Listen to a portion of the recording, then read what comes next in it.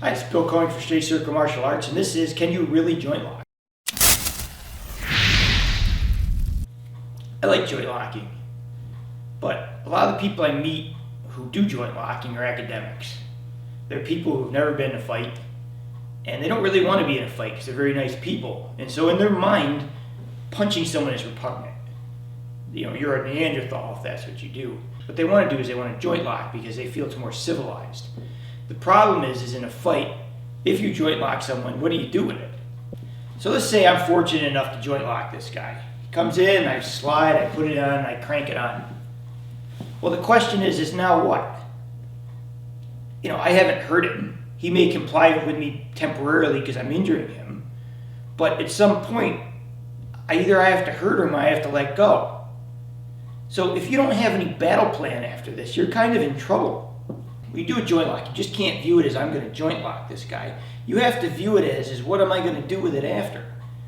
A lot of traditional Chinese styles, when they joint lock someone, when they put someone in position, the reason they put it in that position is because they're setting them up to hurt them badly. And it just sets them on the table. It was never meant to hold them there for long periods of time. I went to a guy who was doing a Japanese style, and he explained it to me as you would lock the guy there just long enough so you could draw the sword and kill the guy. You know, these guys are battle-hardened people. They didn't expect to sit there and hold someone and go, you're wrong, you're naughty, you should know better. Because that's really not how it works. So when you're practicing your joint locks, you should always think of the end game. What am I trying to do? If I'm taking this lock and I want to finish the fight, am I trying to crank on that joint so I injure it badly so something pops out so he can't continue? Am I doing this in a manner to where I'm setting him up to where I can hit him better and take him down and then hurt something worse? It's not enough to put the lock on. You have to understand what you're going to do with it after. Now, I understand there are some exceptions. You know, I've been in situations with people who are so inebriated you could kind of lock them and throw them around and there wasn't much they could do about it.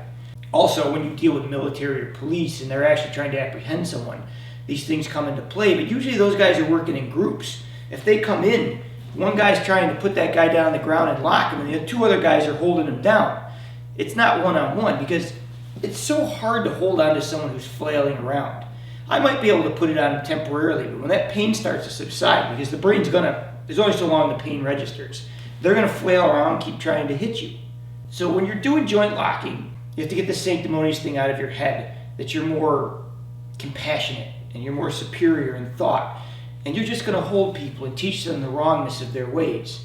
Keep in mind, people aren't going to sit there. While I'm doing this, he's punching me in the face, he's flailing around, we're wrestling. You better be prepared to put him down. And it doesn't matter how. You know, you could hurt things, you could put people down, but make sure you put them down in a fight. Because once you grab them and you don't know what to do and this fight continues, you're in a lot of trouble. Thank you for watching. Please like and subscribe. It helps the channel grow.